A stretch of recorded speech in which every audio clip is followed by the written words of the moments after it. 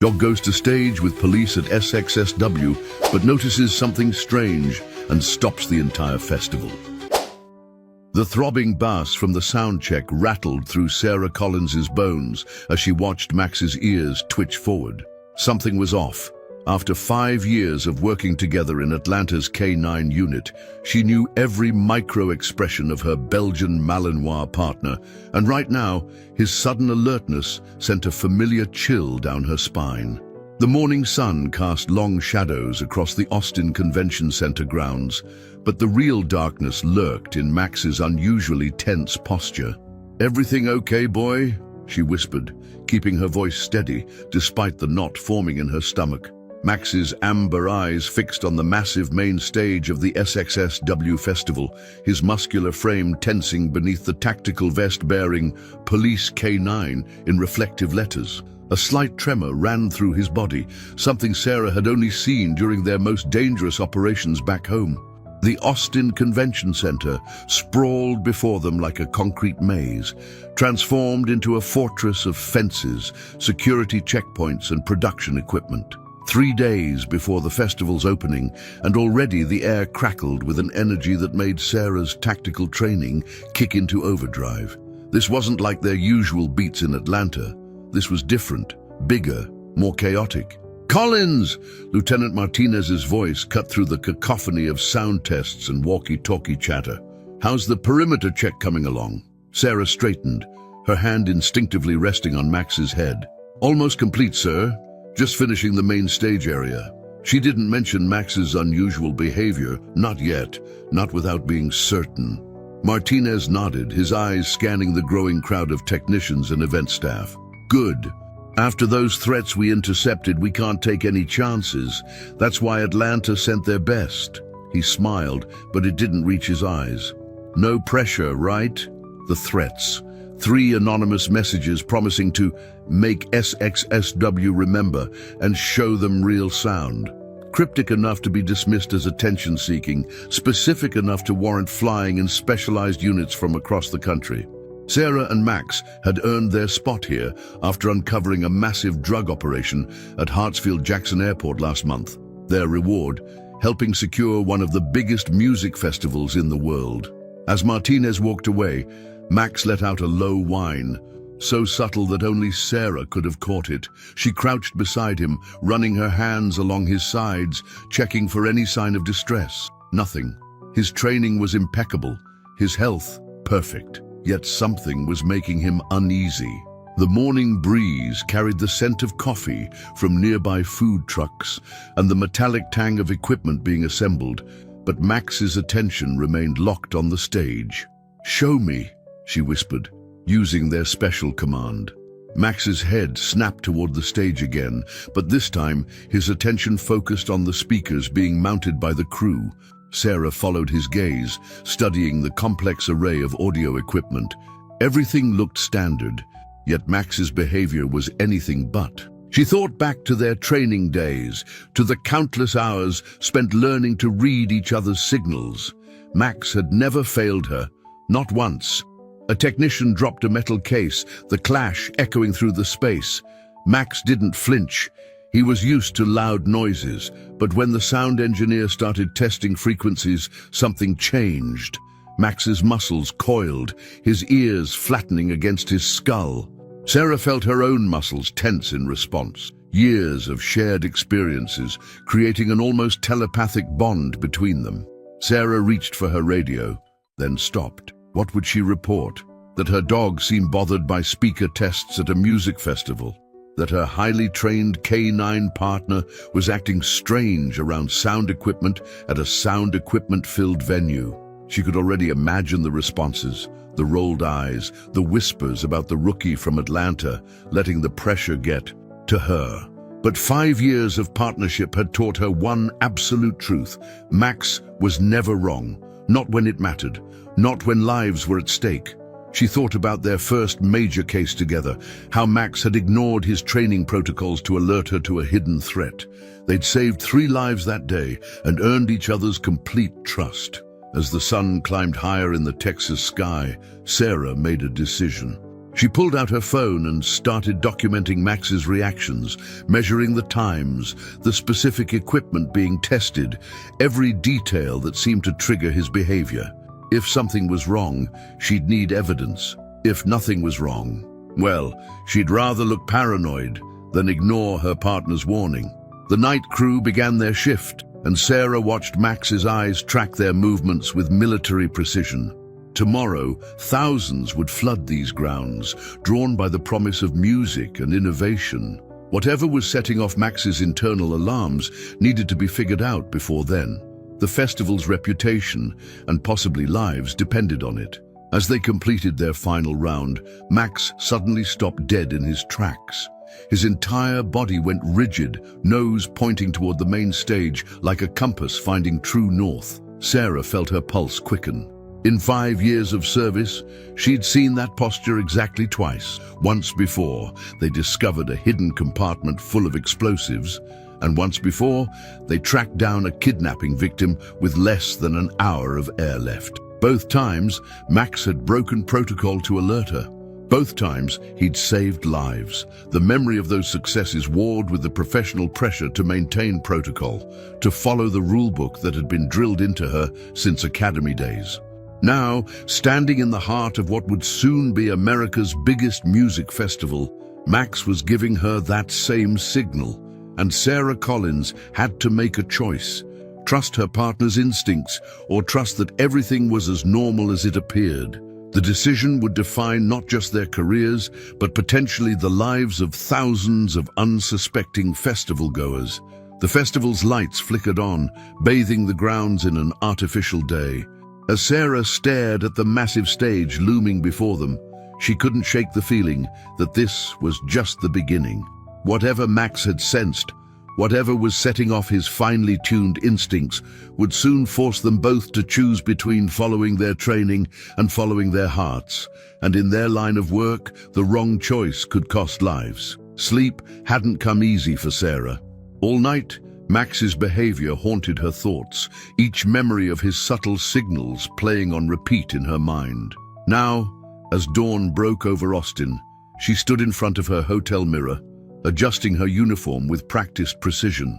The morning briefing would start in 30 minutes, and she still hadn't decided whether to report Max's unusual reactions. Max sat at attention beside her bed, his steady gaze meeting hers in the mirror's reflection.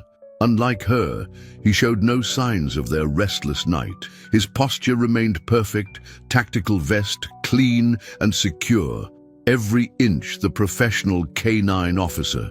Only Sarah could see the slight tension in his shoulders, the barely perceptible tilt of his head that told her yesterday's concerns hadn't faded. "Ready for day 2, partner?" she asked, clipping her radio to her belt. Max's tail thumped once against the carpet, their private signal for yes. The gesture triggered a memory from their training days, one that made her pause. It had been their 3rd week together at the Atlanta K-9 facility. During a routine exercise, Max had suddenly refused to follow standard protocol. Instead of alerting on the training target, he'd led Sarah to a forgotten maintenance tunnel. Inside, they'd found a maintenance worker who had fallen and couldn't call for help. That day, Max had taught her the most valuable lesson of her career. Sometimes instinct trumped procedure. The walk to the convention center felt different this morning. Security had tripled overnight after social media buzz about the festival's biggest headliner had exploded. Sarah watched Max scan the growing crowds of technical crews and early arriving media. His movements fluid but focused. No signs of yesterday's agitation, at least not yet. Lieutenant Martinez was waiting at the command center, surrounded by monitors showing every angle of the festival grounds. "Collins, good timing. We've got some changes to the security rotation. Your team's been moved to the main stage for the afternoon sound check." The headline act insisted on bringing their own equipment, some kind of experimental sound system. "I want our best eyes on it." Sarah's pulse quickened. "The main stage, sir. That's where Max was." She caught herself, reformulating her words. "We'll handle it." Martinez's eyebrow arched slightly. "Something I should know about, Collins." The moment stretched between them. Sarah could feel the weight of her fellow officers' attention, the silent judgment that often came with being one of the few female K9 handlers in the unit. She thought of Max's behavior yesterday, of all the times his instincts had proven right, but the words wouldn't come. "No, sir. Just thinking about optimal positioning for coverage." The morning passed in a blur of security sweeps and equipment checks. Max performed flawlessly, but Sarah noticed him growing increasingly alert as they approached the main stage. The crew was testing the new sound system, a maze of specialized speakers and equipment that looked more like a scientific experiment than concert gear. Sarah watched Max carefully, documenting every subtle change in his behavior. His ears would twitch at certain frequencies, his muscles tensing almost imperceptibly when the crew adjusted specific equipment. To anyone else, he appeared perfectly normal, but Sarah knew better. 5 years of partnership had taught her to read the smallest signs.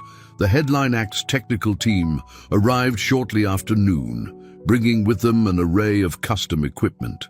Sarah observed their setup process, noting how Max's attention seemed to intensify with each new piece they installed. At precisely 2:47 p.m., everything changed. The first test of the Headline Act's sound system sent a wave of energy through the air. To Sarah, it was just another sound check, but Max's reaction was immediate and severe. He reared back, ears flattening against his skull, a low growl building in his chest. Before Sarah could react, he broke formation, something he'd never done in 5 years of service. "Max, heel!" Sarah's command cut through the air, but Max was already moving, weaving through the shocked crew members toward the main speaker array. Sarah followed, her heart pounding. This wasn't just unusual behavior anymore. This was a complete breach of protocol. "Collins!" Martinez's voice crackled over her radio. "Get your dog under control!" But Max wasn't acting aggressive. He was trying to tell her something. His behavior mirrored that one training day when he'd found the injured worker. He moved with purpose, not panic, leading her toward a specific section of the equipment. The sound engineer killed the power, plunging the stage into sudden silence.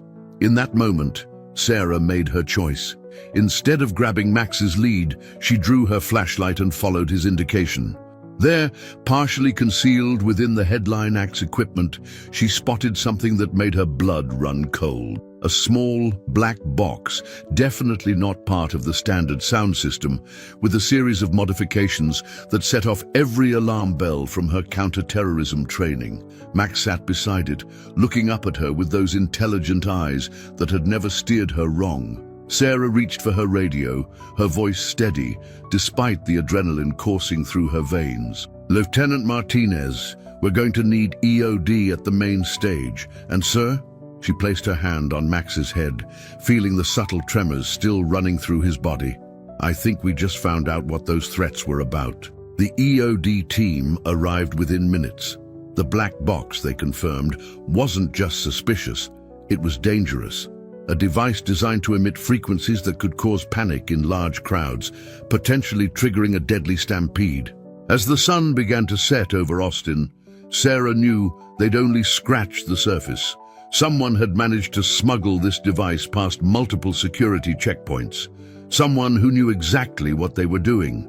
In the distance, sirens began to wail. The festival's opening night was still hours away, but Sarah knew one thing with absolute certainty: this was only the beginning. And somewhere in the chaos that was about to unfold, the real threat was still waiting, watching, planning their next move. Max's eyes never left the stage, his body tense with anticipation. Whatever was coming, they would face it together, protocol or no protocol. Because in the end, sometimes breaking the rules was the only way to save lives. Red and blue lights strobed across the main stage as the EOD team worked, their movements precise and methodical. Sarah stood at the perimeter with Max, watching the controlled chaos unfold. Around them, festival staff whispered and pointed phones, but security had formed a tight barrier. Lieutenant Martinez was busy coordinating with event organizers, his voice a steady drone of reassurance and authority. Sarah's mind drifted to another night, 5 years ago, when she'd first met Max. She'd been fresh out of patrol duty, eager to prove herself in the K9 unit. The training facility had been dark, lit only by fluorescent lights that cast harsh shadows across concrete floors. 20 handlers, 20 dogs, and only 10 spots in the program. "Collins!" Sergeant Torres had barked. "You're up! Bay 3!" She remembered walking into that training bay, heart thundering in her chest. The Belgian Malinois sitting at attention hadn't been what she expected. Where the other dogs had been muscled giants, this one was lean, almost delicate. But those eyes, intelligent, focused, assessing her just as she assessed him.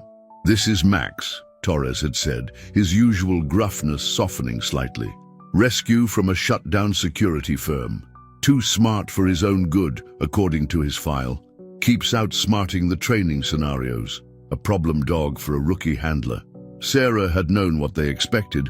Another washout, another reason to keep her in patrol. But when she'd knelt to Max's level, something clicked. No words, no commands, just understanding. "Lieutenant?" A voice crackled over Sarah's radio, yanking her back to the present. "We've got something you need to see." Martinez waved her over to where the EOD team had set up their equipment. On a portable screen, X-ray images showed the internal workings of the black box Max had found. Sarah felt her partner press against her leg, his body tense but steady. "It's not just a sound device," the EOD tech explained, pointing to various components. "This is military grade. These circuits here, they're designed to synchronize with other units. Whatever they were planning, this was just one piece of it." Sarah felt a chill that had nothing to do with the evening air. Another memory surfaced. Her first real case with Max, 3 months after graduation. A smuggling operation at the airport, everyone focused on the obvious drug routes. But Max had ignored them all, leading her instead to a private hangar. They'd found enough weapons to arm a small army hidden inside sound equipment cases. "The frequency modulators," Sarah said, studying the screen. "They're similar to what we found in that weapons case in Atlanta, remember?" She glanced at Martinez, the one where the smugglers were using modified audio equipment to mask their shipments. Martinez's eyes narrowed. "The Atlanta International case? That was your collar?" "Max's collar," Sarah corrected, her hand finding her partner's head. "He figured out they were using subsonic frequencies to hide weapons from the scanners. This setup," she gestured to the screen. "It's more sophisticated, but the basic principle is the same." The EOD tech looked up sharply.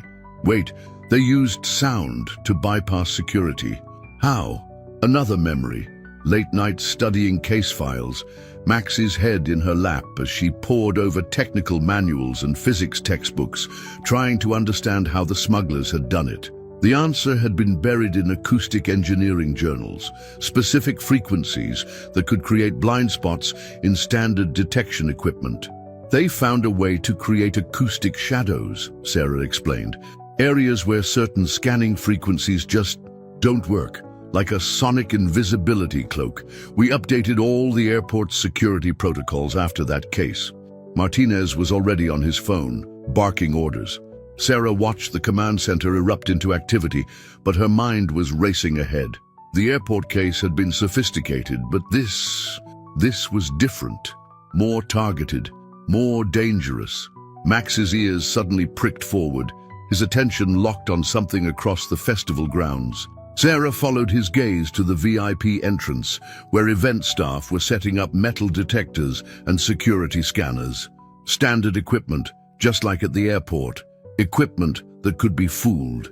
"Sir," Sarah called, her voice tight. "We need to check every entrance, not just for devices, but for—" A massive feedback screech cut through the air. Max spun toward the sound, but this time Sarah was ready. Together, they raced toward its source, even as security radio channels erupted with confusion and alarm. Behind them, Sarah heard Martinez shouting orders, but she was already focused on Max's movement, reading his body language like a book she'd memorized. This wasn't like their first case together, when every signal had been a mystery to decode. This was 5 years of partnership, of trust built in the darkest moments. of lessons learned in life or death situations. Max led her through the maze of equipment and cables, past panicked technicians and confused security personnel. The sound had come from the festival's second stage, but Max wasn't heading there. Instead, he angled toward a service entrance, one that wouldn't have the same security measures as the main gates. Sarah's radio crackled. "Collins, report your position!" But she was already keying her mic, years of training taking over. Pursuing possible second device, west service entrance. Max has a track. She didn't wait for a response. She didn't need to. Whatever they were about to find, she knew one thing with absolute certainty. The bond between her and Max, forged in countless moments like this, would see them through. Because that's what real partnership meant. Trust beyond training, understanding beyond words, and the courage to follow when your partner leads. Even if the path ahead seems impossible. The service entrance door burst open as Sarah and Max emerged into twilight. Security floodlights were flickering to life across the festival grounds, casting strange shadows among the equipment cases and vendor stalls. Max moved with purpose, his nose working the air as he led them between silent food trucks and empty merchandise booths. "Collins, what's your status?" Martinez's voice crackled through her radio. Sarah keyed her mic while keeping pace with Max. Following a lead near the food court area, Max is tracking something specific. She watched her partner's behavior closely. This wasn't his usual explosive detection pattern. This was something different. "Negative, Collins. Return to command immediately." "That's an order." Sarah's steps faltered for a moment. In 5 years of service, she'd never directly disobeyed an order. But Max didn't slow down. If anything, his pace quickened, his body language screaming urgency to anyone who knew how to read it. "Sir, with respect." A sudden wave of sound cut her off, so low she felt it more than heard it. Max stopped dead in his tracks, ears flattening against his skull. The vibration seemed to come from everywhere and nowhere at once. Around them, the festival's speaker systems crackled to life one by one. No music, just a deep, pulsing tone that made Sarah's teeth ache. She watched in horror as birds erupted from their roosts, fleeing in confused panic. The sound wasn't just noise, it was a weapon. "All units, we have multiple reports of unauthorized sound system activation," dispatch announced. "Technical teams report loss of control over main audio networks." Max was moving again, this time with the intensity he reserved for live threats. Sarah followed, her hand dropping to her sidearm. They weaved through the maze of vendor stalls until they reached the secondary performance stage. The security team there was focused on the malfunctioning speaker array, none of them noticing the dark figure slipping behind the equipment racks. But Max noticed, and so did Sarah. "Police, stop right there!" Sarah's command rang out as she drew her weapon. The figure froze, then bolted toward the backstage area. Max tensed, ready to pursue, but Sarah held him back. Something wasn't right about this. It felt too orchestrated. The pulsing tone suddenly shifted frequency, becoming sharp enough to make several nearby officers double over in pain. Sarah fought the urge to cover her ears, focusing instead on Max's reaction. He wasn't chasing the runner. Instead, his attention was locked on a stack of equipment cases near the stage. "This is Collins," she radioed. "Possible suspect heading backstage at secondary stage," but she watched Max nose toward the cases. "Sir, I think it's a diversion. Request EOD at my location immediately." The response was instant and angry. "Negative! Pursue the suspect, Collins. That's a direct order." Sarah looked between the fleeing suspect and her partner. Max's posture was clear. Whatever was in those cases was more dangerous than their runner.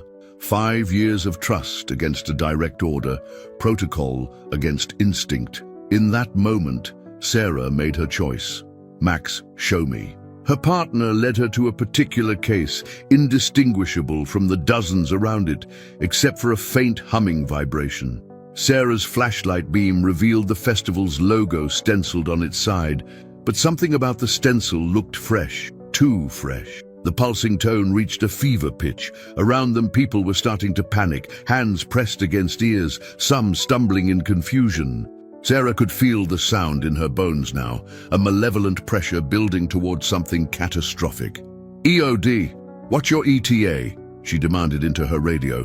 10 minutes out, Collins, still dealing with the main stage device." Sarah looked at Max, saw the urgency in his posture. They didn't have 10 minutes. The case began to emit a high-pitched whine, rising above the baseline pulse that was already causing chaos across the festival grounds. Sarah's training screamed at her to back away, to wait for EOD, to follow protocol. But Max's ears were flat against his head, his body pressed against her leg, their signal for immediate danger. In 5 years together, he'd never been wrong about a threat. "Clear the area," Sarah shouted to the nearby security team. "Everyone back now." She could hear Martinez in her earpiece, demanding she pursue the suspect, but his words were drowned out by a new sound, a clicking countdown emanating from the case. Max backed up, pushing against her legs, their years of training telling them both one thing: imminent threat. Sarah had a split second to decide. Protocol said wait for EOD. Protocol said pursue the suspect. Protocol said don't touch suspicious devices. But Max's behavior was telling her something else entirely, something learned in countless operations, where his instincts had proven more reliable than any manual. The clicking accelerated. Sarah holstered her weapon and reached for the case. "Collins, what the hell are you doing?" Martinez's voice was desperate now. "Trusting my partner, sir." Her fingers found the latches just as Max let out a warning bark. Sarah knew the next few seconds would either validate 5 years of partnership or end her career, possibly along with the lives of everyone within range. Time seemed to slow as she lifted the lid, her trust in Max fighting against every procedure she'd ever learned. Inside the case, a complex array of electronics pulsed with malicious purpose. Multiple devices, all synchronized, all connected to what looked like a central timer. This wasn't just about causing panic. This was about something much worse. Sarah's eyes met Max's for a brief moment.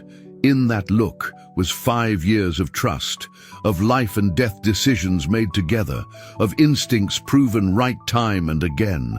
Without hesitation, she reached into the case. "Collins!" Martinez's voice crackled through her radio. "Stand down immediately!" But Sarah's world had narrowed to the device in front of her and the steady presence of Max beside her. Together they'd found it. Together they'd stop it. Her hands moved with purpose now, following the logic of the device's construction. One wrong move could trigger it, but doing nothing wasn't an option. The clicking reached a crescendo as Sarah made her choice. And in that moment, as her fingers closed around the final wire, she knew with absolute certainty that sometimes the only way to save lives was to break every rule in the book. The world held its breath. Sarah's hand gripped the final wire, her mind racing through every training scenario, every bomb disposal procedure she'd ever studied. But none of them covered this. None of them prepared her for the complex web of technology before her, pulsing with deadly purpose. "Collins!" Martinez's voice had softened, almost pleading. "Don't do this." Max's steady presence at her side gave her the courage to speak. "Sir, this isn't just about the festival anymore. These devices, they're military grade. The sound frequencies, the synchronization, they're testing something bigger." The clicking from the device suddenly changed pitch. Sarah felt Max tense beside her, his muscles coiled with anticipation. Without hesitation, she pulled the wire. Silence crashed over them like a wave. For one terrible moment, Sarah thought she'd made the wrong choice. Then the lights on the device dimmed, and the oppressive sound vibrating through the festival grounds faded to nothing. Max's posture relaxed slightly, but his attention remained focused, alert. "Device disabled," Sarah reported, her voice steadier than she felt. "But sir, you need to see this."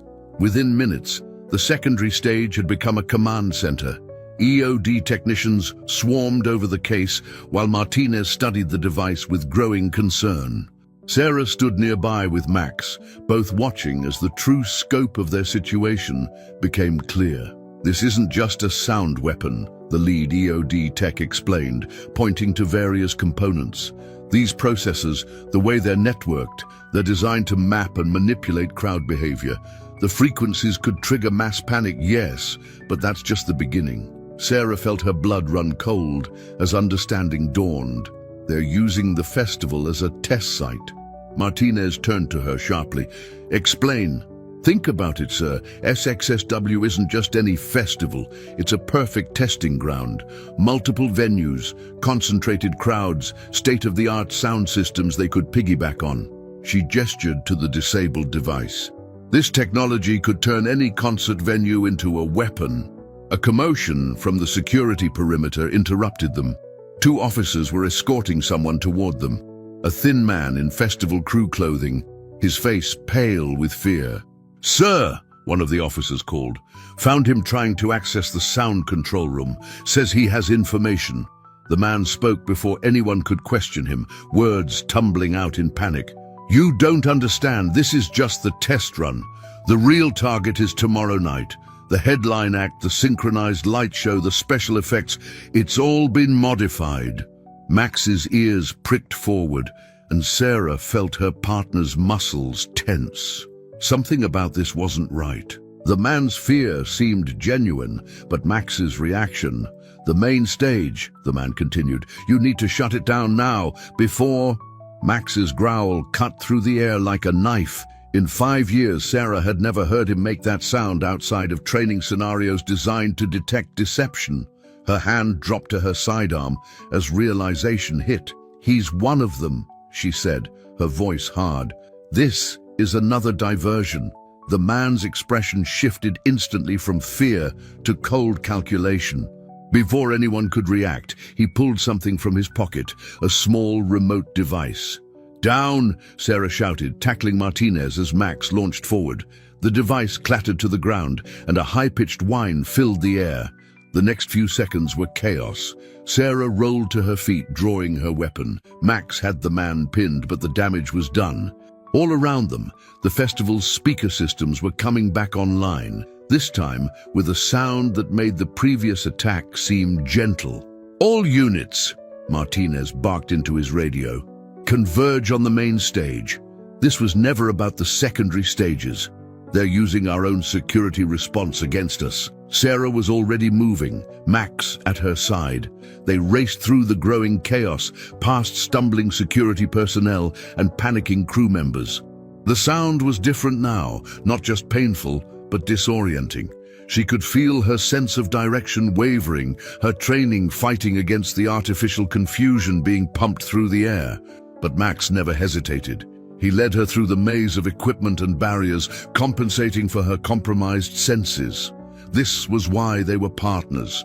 This was why their bond transcended normal handler-canine relationships. They reached the main stage just as a new sound cut through the cacophony, the distinctive click of multiple devices activating in sequence. Sarah's flashlight beam revealed what they feared most. The entire speaker array had been modified, each unit now pulsing with the same malicious technology they'd found in the smaller devices. "Sir," Sarah radioed, fighting to keep her voice steady, "we've got multiple devices. The whole system's been compromised." Martinez's response was grim. "EOD's 10 minutes out. Maybe more. We don't have 10 minutes." Sarah watched as Max circled the stage, his behavior confirming her worst fears. They're all linked. If one goes, she didn't need to finish the sentence. If these devices were triggered, the synchronized sound attack would create a wave of panic that could kill hundreds in the ensuing chaos. And somewhere in the darkness, someone was watching, waiting for exactly that result. Sarah looked at Max, saw the same determination in his eyes that she felt in her heart. They had one chance to stop this, one chance to prove that sometimes the most unbreakable rules were meant to be broken. "Max," she whispered, "find me a way." Because in the end, that's what partners did. They trusted each other. They faced the impossible together. And sometimes they rewrote the rules completely. Time seemed to crystallize as Sarah watched Max work his way around the main stage. The disorienting frequencies still pulsed through the air, But her partner moved with unwavering purpose, tracking something only he could detect. Years of training had taught her to read his every signal, and right now, his body language was speaking volumes. "Collins, what's your status?" Martinez's voice crackled through her radio. "Max has something," she responded, following her partner toward the back of the stage. "There's a pattern to these devices. They're not just random placements." The stage loomed above them like a technological fortress, its framework now a web of deadly potential. Max stopped at a specific point, his nose working the air with intense focus. Sarah's flashlight beam revealed what looked like a central control unit, more sophisticated than the others they'd found. "Sir, we've located what appears to be the master control, but..." She studied the complex array of wires and circuits.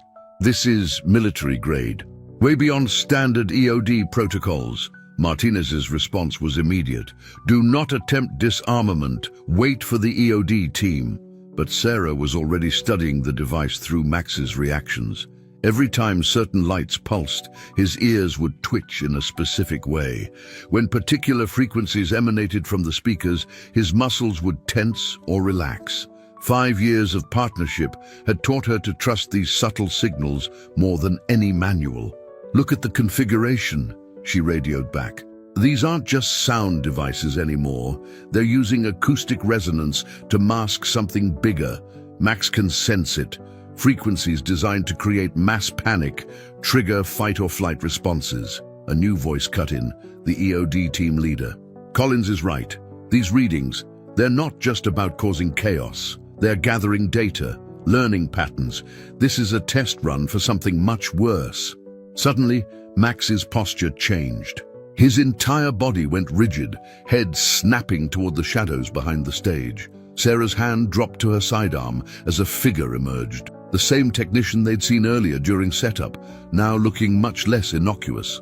"Impressive," the man said, his accent crisp and clinical. "Most handlers would have pursued the decoy suspect, but you trusted the dog's instincts instead." Sarah kept her weapon trained on him, positioning herself between the threat and her partner. "That was your mistake, thinking Max was just another K9 unit." The man smiled, holding up a small device. "Perhaps, but you've still lost. In 30 seconds, every speaker in this festival will emit a frequency designed to incapacitate anyone within range. The panic will be educational. You're testing crowd control weapons," Sarah said, the pieces finally clicking into place. "Using an American music festival as your laboratory. Progress requires data, real-world applications." He gestured to the surrounding equipment. "Your partner's sensitivity to the frequencies was an unexpected variable. We'll have to account for that in future designs." Max growled low and warning. The man's finger hovered over his device. "I wouldn't. One press and the sonic pulse will drop every human in a half-mile radius, including you." "Including you," Sarah countered. But the man's smile didn't waver. "I'm prepared for that. Are you prepared for the deaths your hesitation will cause?"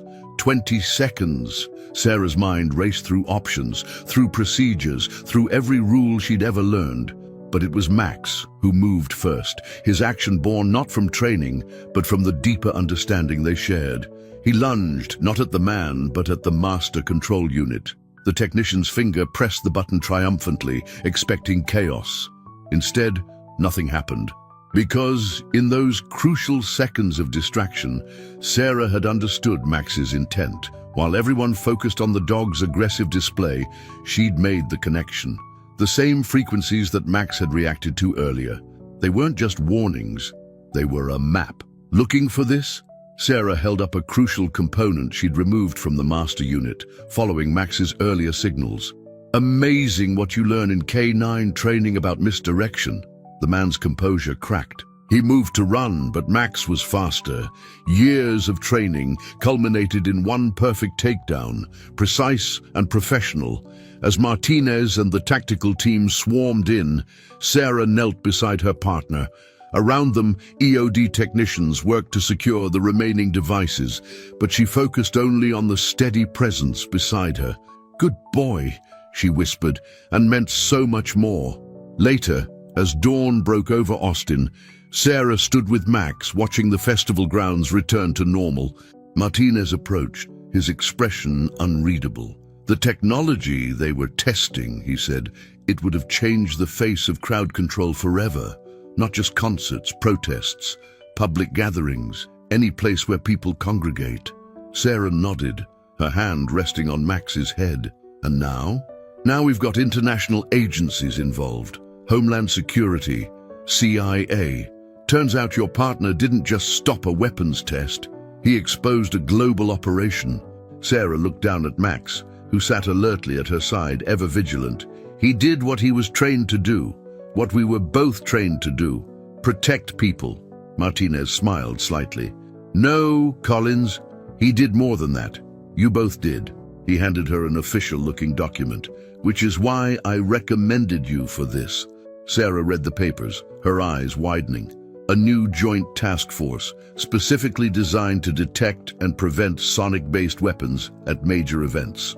And at the top of the personnel list, handler Sarah Collins and K9 Officer Max. Sometimes, Martinez said, breaking protocol isn't just necessary, it's right. Max's tail wagged once, his eyes meeting Sarah's with that same understanding they'd shared from day one. Because in the end, that's what made them special, not the training, not the rules, but the trust that went beyond both. Together, they had rewritten the book on what a K9 team could do, and somewhere out there, their next challenge was waiting. Sarah smiled, squared her shoulders, and faced the rising sun. Ready for our next assignment, partner?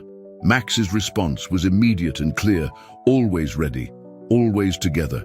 Beyond training, beyond protocol, partners.